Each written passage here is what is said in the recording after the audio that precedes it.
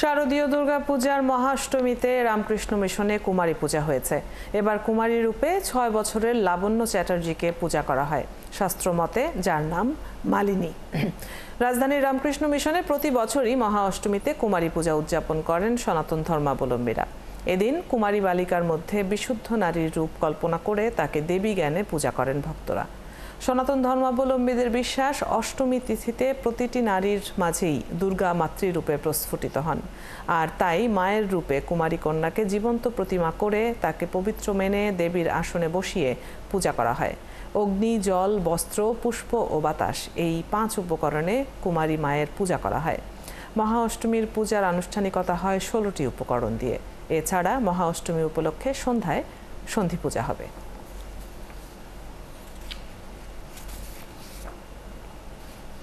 একজন কুমারীকে ঠিক মাকে যেভাবে আজকে পূজিত করা হচ্ছে, ওই কুমারীকেও সেভাবেই পূজা করা হবে। নারীদের প্রতি সম্মান জানানোর জন্য আজকে কুমারী পূজা করা হয়, প্রত্যেকটা নারী যেমন সম্মান পায়।